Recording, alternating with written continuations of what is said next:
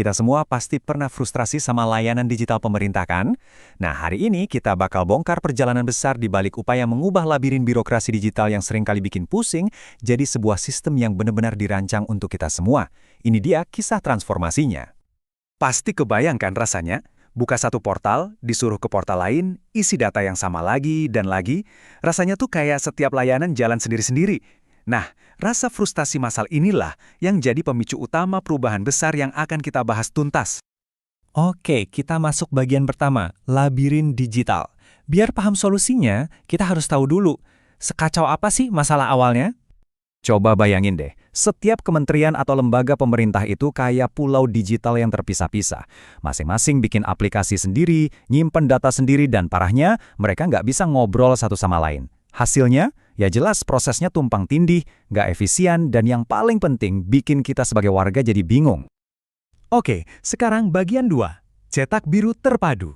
Setelah kita tahu masalahnya, sekarang kita bahas solusinya. Ada sebuah rencana induk yang super ambisius buat nyambungin semua pulau digital tadi.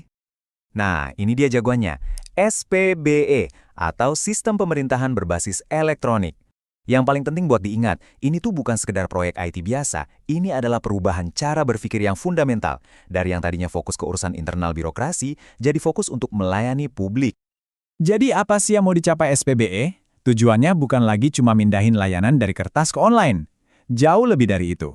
Tujuannya adalah merancang ulang keseluruhan ekosistem digital pemerintah. Supaya apa? Supaya semuanya terstruktur, datanya seragam, dan terhubung secara nasional. Lanjut ke bagian 3 gelombang global.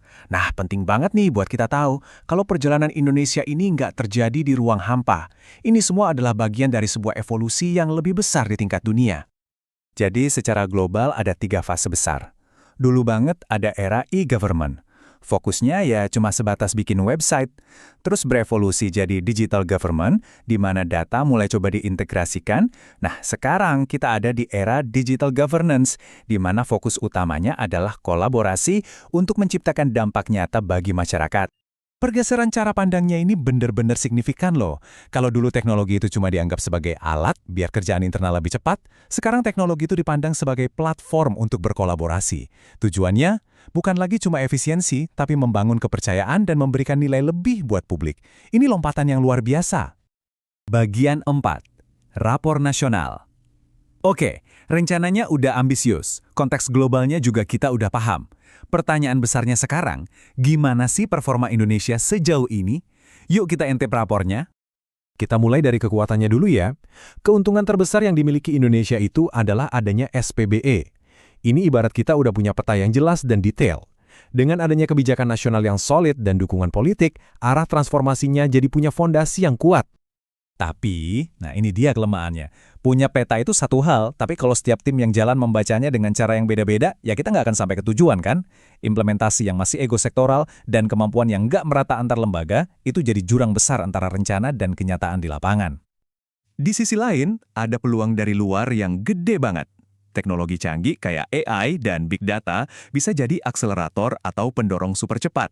Ditambah lagi, kita sebagai masyarakat juga makin vokal menuntut layanan yang lebih baik. Tekanan positif ini jadi momentum yang kuat banget buat pemerintah agar terus berbenah. Dan terakhir, ancamannya. Ini juga nggak main-main. Keamanan cyber dan privasi data itu isu yang super krusial. Satu aja insiden data bocor, kepercayaan publik yang udah susah payah dibangun bisa langsung hancur. Belum lagi soal kesenjangan digital antara yang di kota besar dan di daerah, itu juga risiko besar. Oke, setelah kita bedah SWOT-nya, sekarang kita lihat datanya. Menurut indeks dari PBB, terlepas dari semua tantangan tadi, tren performa Indonesia itu jelas-jelas naik. Ini jadi bukti nyata kalau ada kemajuan yang bisa diukur, walaupun kita tahu perjalanannya nggak selalu mulus. Bagian kelima, melampaui SPBE. Jadi, apa sih endgame atau tujuan akhir dari semua ini? Yuk kita lihat visinya untuk masa depan.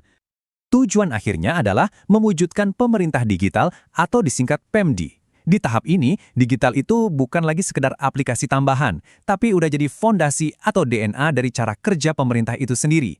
Bayangin aja, pemerintah berfungsi kayak satu platform tunggal yang lancar, aman, dan fokusnya ke kebutuhan kita. Dan untuk bisa sampai ke visi besar itu, wah ini butuh kerja keroyokan. Ini bukan kerjaan satu kementerian aja. Keberhasilannya sangat bergantung pada orkestrasi dan koordinasi yang solid antara semua pemain kunci ini. Mulai dari yang nyiapin infrastruktur, sampai yang jagain keamanan sibernya. Semua harus seirama. Nah, kutipan ini benar-benar jadi inti dari pembahasan kita. Penting banget untuk diingat. Angka-angka di indeks global itu cuma alat diagnosis. Mereka itu kayak cermin yang ngasih tahu posisi kita di mana, tapi mereka bukanlah tujuan akhir dari semua kerja keras ini. Dan ini membawa kita ke pertanyaan terakhir yang paling penting untuk kita renungkan bersama. Pada akhirnya, ukuran yang paling valid itu kan bukan angka di peringkat global, tapi dampak nyata yang kita sebagai warga rasakan setiap hari. Jadi pertanyaannya tetap, apakah semua ini benar-benar membuat hidup kita jadi lebih mudah? Itulah ukuran kesuksesan yang sesungguhnya.